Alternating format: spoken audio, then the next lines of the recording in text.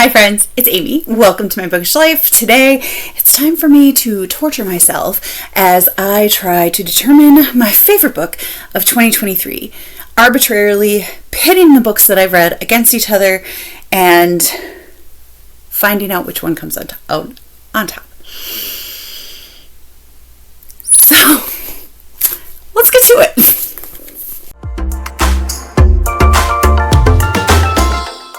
Ruby from Ruby Red had her bracket, and what I loved about it is that it pit different months against each other, so I'm kind of excited to try her format and see how that goes. But I'm just going to start at January, and I'm going to go through, pick my favorite book, and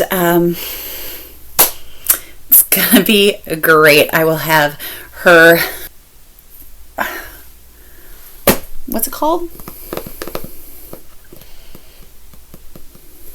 I will have her bracket showing as I determine the books, and it's just going to be a grand old time. So, yeah, we're going to start with January. Let's see. In January of 2023, I read 18 books, and I had an average star rating of 4.2.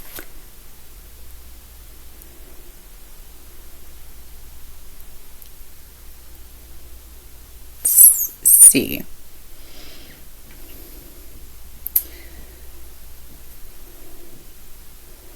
Okay, so Love Light Farms is the romance that I gave 5 stars to, and I think though I'm going to choose The Lost Girls of Willowbrook as my favorite. I only gave it 4 stars, but I haven't stopped thinking about it since I read it in January. A year ago, I still think about this book. I think I'm going to go with The Lost Girls of Willowbrook. I did love Love Light Farms. It was a beautiful little romance. I really enjoyed that quite a bit. But I think in terms of what has stuck with me, I'm going to go with The Lost Girls of Willowbrook, the historical fiction that explores the Willowbrook Asylum and the atrocities that happened there. It was harrowing and crazy, and I took off a star because there was a mystery element that was just weird, and I didn't really think that it belonged there. But in the end, I do actually think that it added a lot to the plot and to what was happening. And I mean, I just don't really care. It's my prerogative, and I'm going to choose for January The Lost Girls of Willowbrook. And I think another honorable mention might be Method Actor Murder by Leslie Langtree, because I just love that series. The Mary Wrath series. I just love it more and more. Every edition, every new addition to the series, I just love more and more. Oh, and also I read my first manga in January, and that was Spy Family, and it was amazing, and I loved it. So January was a really great reading month. I'm very impressive.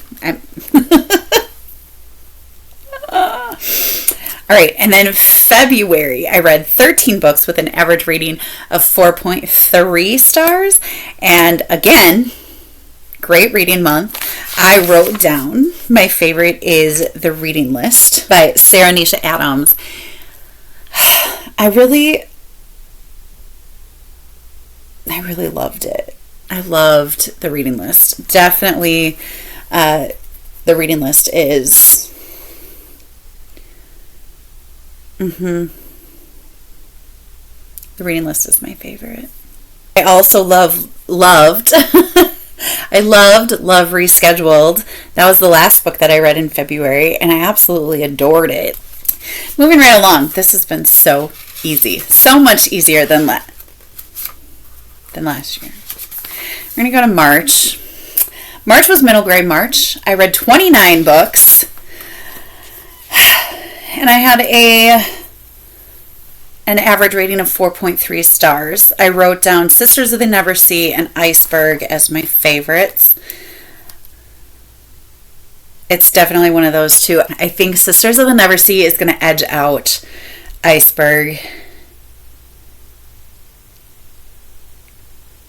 I don't have a great reason why. It has a lot to do with the fact that I love the Peter Pan story and I love Peter Pan retellings. And Sisters of the Neversea is a Peter Pan retelling, or continuation is probably a better way of saying it. And it really explores how terrible of a character Peter Pan really is and how much more we should be looking at him as a villain. And I loved that aspect of it. And it just had this family aspect that was beautiful. Yeah, absolutely. Sisters of the Neversea is the choice for March. And that's by Cynthia Leidick Smith. I can't keep looking at what I read in March. There's so many good things that I read in March. It's crazy. April, I read 13 books and gave an average rating of 4.3. And I wrote down that my favorite book of the month was The One and Only Ruby by Katherine Applegate, which absolutely makes sense. And that's what it's going to be. It's going to be The One and Only Ruby. The One and Only Ruby is the third book in the One and Only Ivan series. It tells Ruby the elephant story. And, it's just delightful. It's so pulls your heartstrings the entire time. And, I got an advanced reader copy of this book. And I don't really even know why I bothered, because I pre-ordered it. Like within 2 pages of the book, I pre-ordered a physical copy for my classroom. I knew I was going to want it. Like, I don't know why I felt like I needed to read it before I bought a copy of it. I mean, granted, I did get to read it before it actually was published, so that's awesome. But, it was so good. I also read Legends and Lattes in April, and I really loved that too. That was a buddy read that I read with my friend Jennifer, and that just made it even better. You know, when you buddy read, that makes it even better. So I don't want to let that sway me, but Legends and Lattes was so cozy and beautiful and wonderful, and it was great. But The One and Only Ruby really... I just realized that I'm using Ruby's bracket, and one of my favorite books is The One and Only Ruby. That's so funny.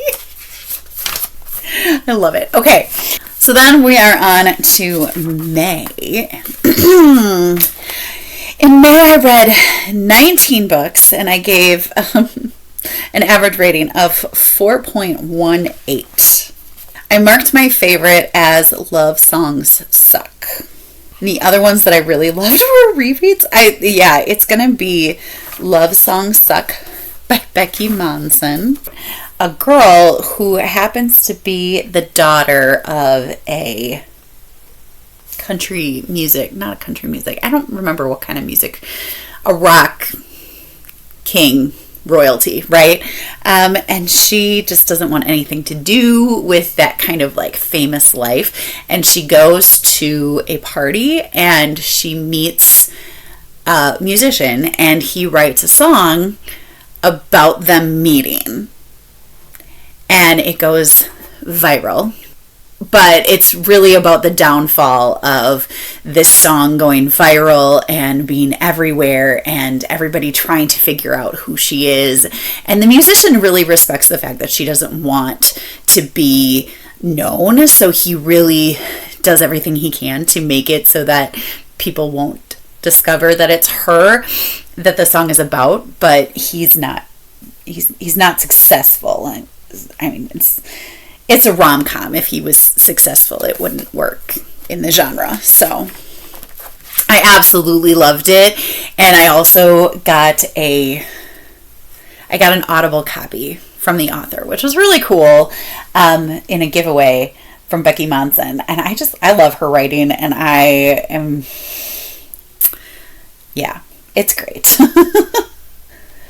All right, so then we're on to June. June, I read 14 books, and I gave an average rating of 4.1 stars. I wrote my favorite as If the Shoe Fits, and it is literally the only one that I gave 5 stars to. But I did give some 4.5s. And as I look at my list, If the Shoe Fits is great. It's a rom-com by Julie Murphy. So fun, Cinderella retelling, reality TV. Y'all know I love reality TV tropes in books. I was in it, and it was great. I've loved this whole series so far. But honestly, in June I read The Measure by Nikki Erlich. And I again, still think about this book regularly and how much I enjoyed it, how much I loved it.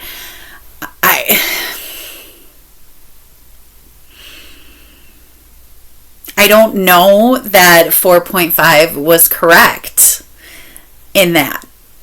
I don't think that I should put If the Shoe Fits as my favorite of the month, because The Measure is the book that I've thought about more since. And so I'm going to write The Measure. The Measure is going to be moving on, okay, in this competition. So that is The Measure by Nikki Erlich.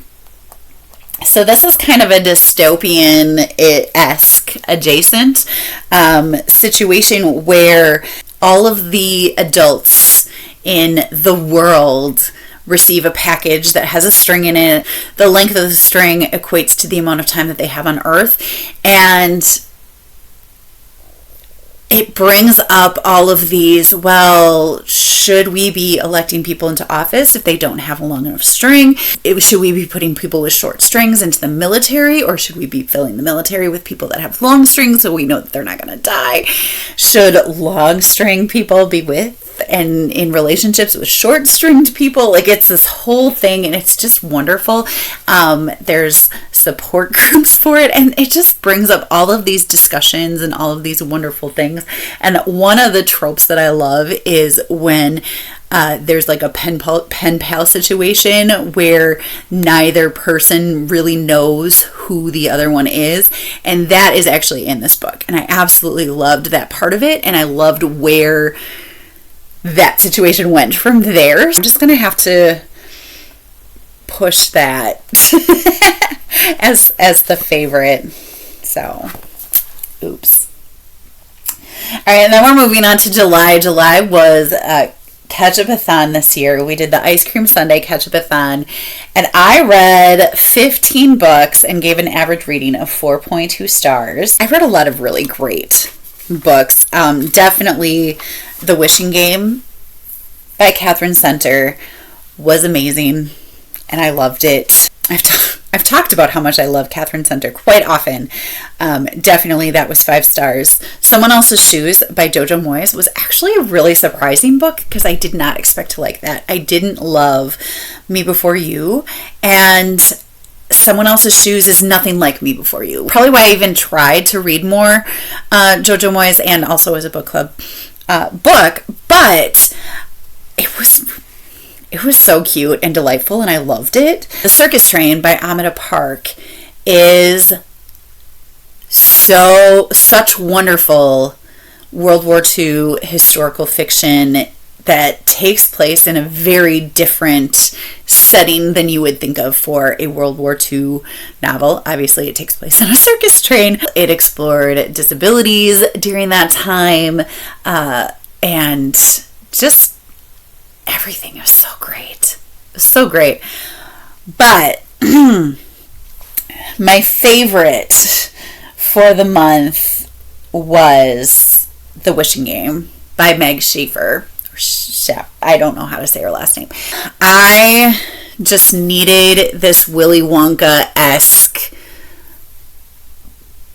bundle of joy in my life.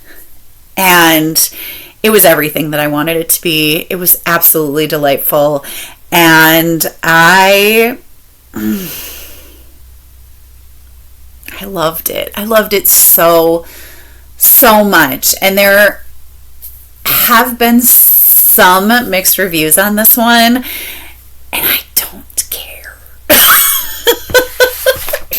All right, moving right along. We're in August, okay? I read 14 books, and I gave an average rating of 4.4 stars. I wrote down A Girl Called Samson by Amy Harmon, and No Matter the Distance by Cindy Baldwin as favorites. I also loved, I loved Friends, Lovers, and the Big Terrible Thing by Matthew Perry. It was haunting and beautiful, and I just needed to bring that up because it was amazing. It was amazing. No Matter the Distance was a novel in verse. And I did really like it, but I think A Girl Called Samson is definitely going to be my favorite. Historical fiction about a girl that was fighting undercover as a man during the Revolutionary War. And it's based on a true person, but a whole lot was changed. Like, basically nothing is actually the same. It would have made more sense, honestly, for her to come up with a completely new character and, whatever. But it's fine. It's great. See, that's making me think I don't want to pick that one now, but no, I really loved it. I don't care. It's fine. September, I read 10 books and I gave an average rating of 4.25 stars. I wrote my favorites as Pumpkin Spice Not So Nice, It Found Us, or Pumpkin Spice Not So Nice. That one's by Becky Monson again. No. Is that by Becky Monson or Jennifer? Yeah, Becky Monson. As I said, her books are delightful. If you like a good, clean romance, check out Becky Monson. She does it so well. So funny, delightful, whatever. Really liked that one. It Found Us is a middle grade thriller steeped in historical events that always just delights me. That's by Lindsay Curry. It really actually gave me goosebumps and chills. I really liked that. So I think that's the one I'm going to go with. I'm going to go with It Found Us. There's a game of hide and seek in the graveyard, and one of the kids goes missing, and it turns out that he went missing because he was kidnapped by ghosts. And it's so creepy. Like, I knew it was I wasn't scared, but I was creeped out, and it was really good. Steeped in history, love it. All right, we're on to October. In October, I read 18 books and I gave an average rating of 4.34 stars. I wrote my favorites as Bromance Book Club and Daybreak on Raven Island.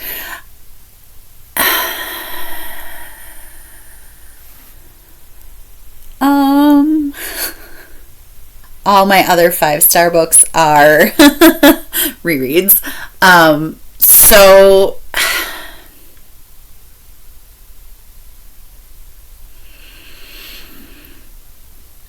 I am going to go with Bromance Book Club. I just found it delightful. This is by Alyssa K. Adams. It's really all over everything. So the fact that it's taken me this long to read it, it was either going to be really amazing and I was going to love it, or it was going to be awful and I would be completely overhyped. Thankfully, I loved it.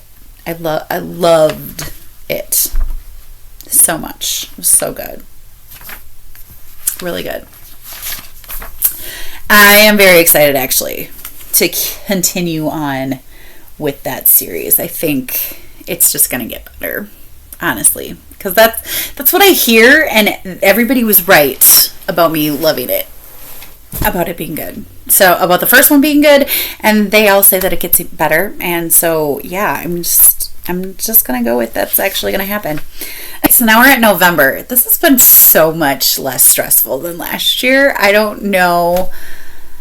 I think I was just more, I don't know why it's been so much less stressful. I am about to shoot myself in the foot, because November I read 32 books and gave an average rating of 4.27 stars. I read a lot of really good books, and I read a bunch of books that I didn't really love. But oh my gosh,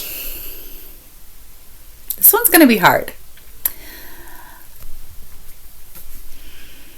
Tailspin was a nonfiction I read for a book club, and it was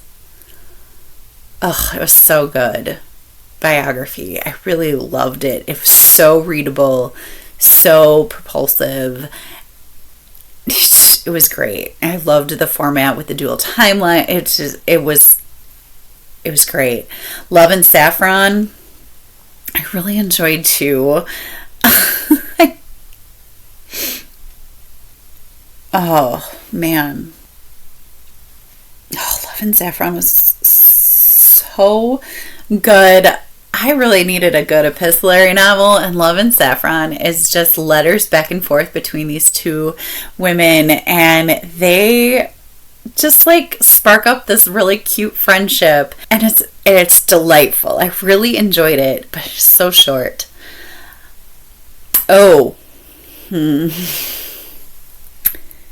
Okay, so yeah. My favorite book in November is Sea of Tranquility. By Emily St. John Mandel. I was so in that book. Science fiction, which is crazy because I don't gravitate towards that at all. Time travel, which I kind of do. If I'm going to have science fiction, I want it to be time travel. And just a complete time hop, and I just loved it. I loved Sea of Tranquility so much. I just wanted to start reading it all over again to find everything that I missed, all the clues that I missed when the twist was revealed. I didn't because I had things to do, other books to read, readathons to dominate. I don't but it was so beautifully written, beautifully done. It all came together so well.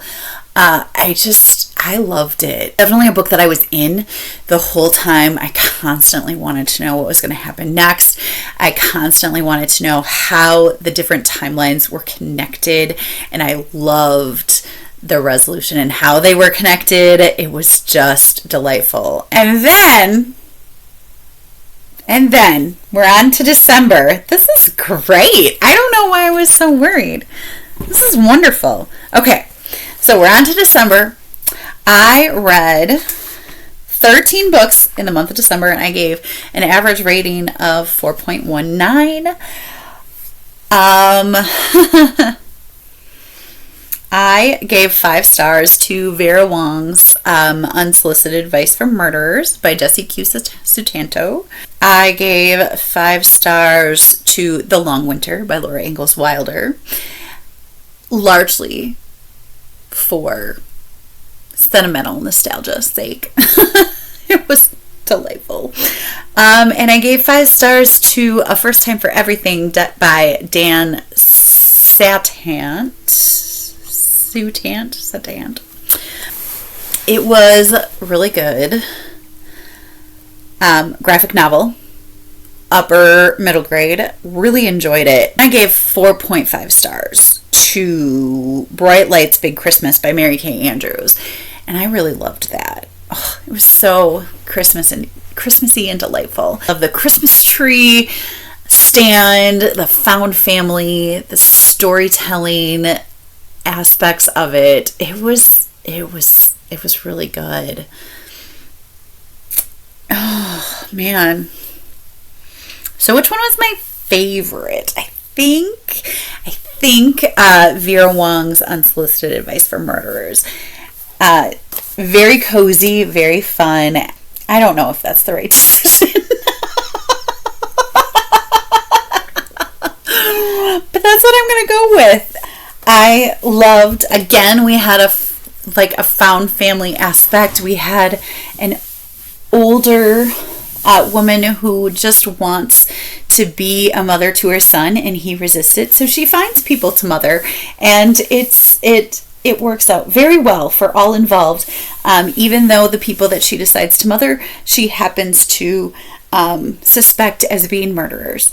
And she treats her suspects very well, as a matter of fact. So yeah, that's going to be my pick for December. So now what I need to do is I need to go through and figure out which months are going up against each other, because I'm using rubies. So I'm going to be gone for a little bit, but you won't notice because I'll be right back. Okay, so January and May is our first battle. January, I had The Lost Girls of Willowbrook, and May, I had Love Song Suck by Becky Monson. And definitely in terms of what's going to stick by me or stick with me, it's definitely going to be The Lost Girls of Willowbrook. But that one makes me a little sad. Okay, so my second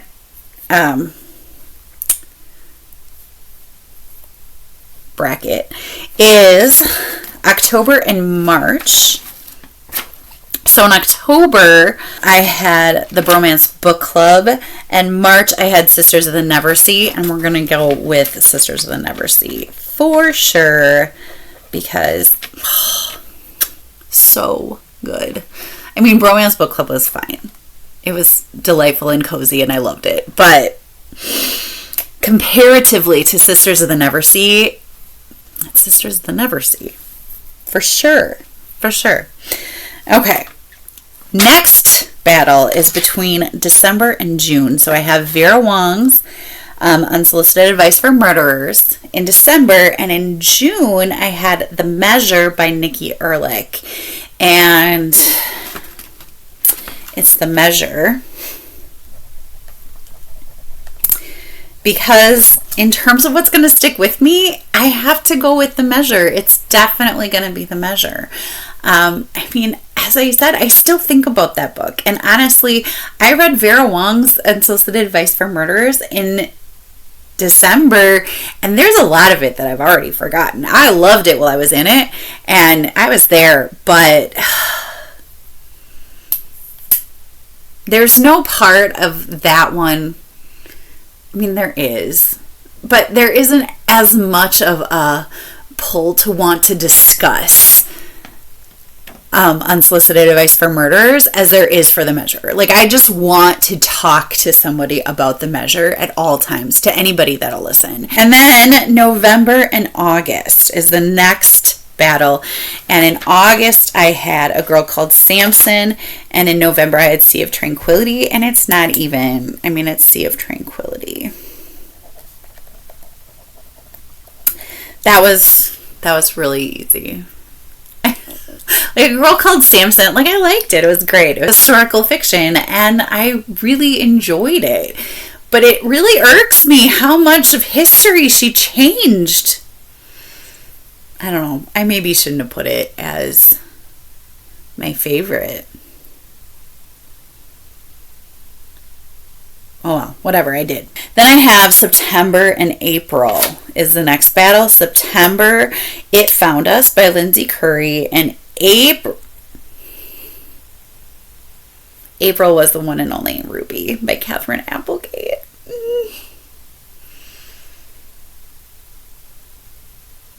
Do you want to know something crazy? Both of these books have elephants on the cover.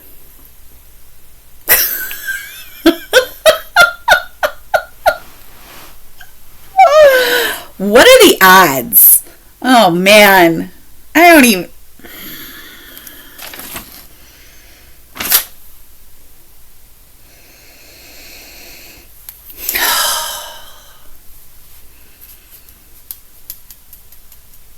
I loved Ruby. Ruby is delightful and beautiful, and her story was so.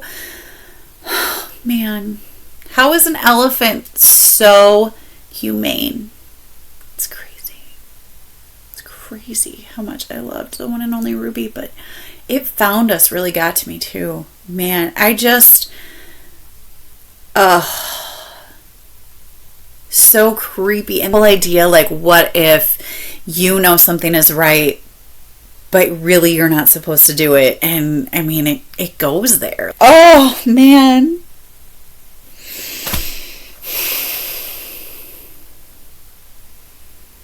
I'm going to come back. I'm going to come back to it.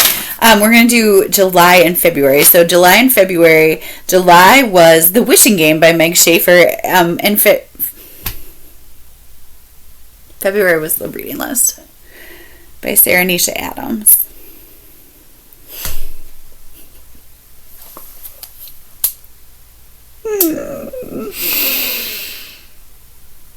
Oh my gosh, those are both super bookish. What are the odds? I can't even. I don't.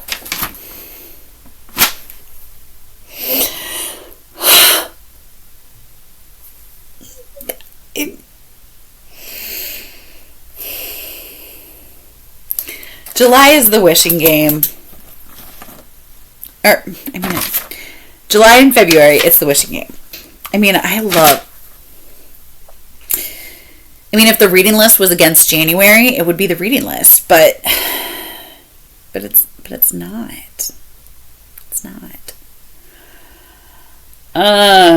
Okay. So I still have The One and Only Ruby and It Found Us. I have to go with It Found Us. Because just that historical aspect that was brought into it was so delightfully well done.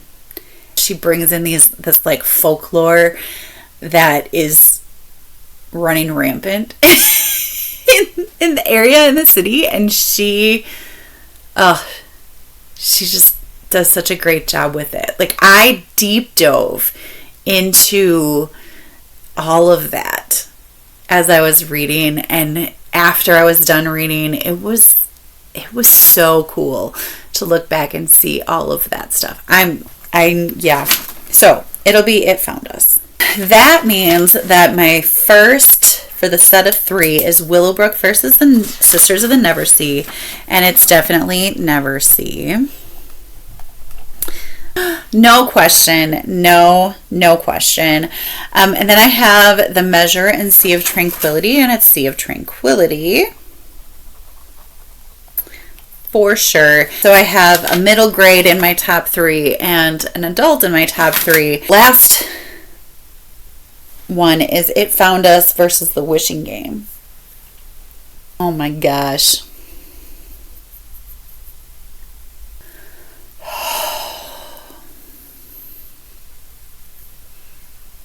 I don't know what to do.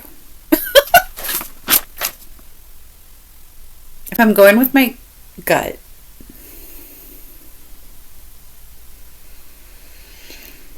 it's The Wishing Game. I almost said The Wishing Game like twice, and then I've second guessed it.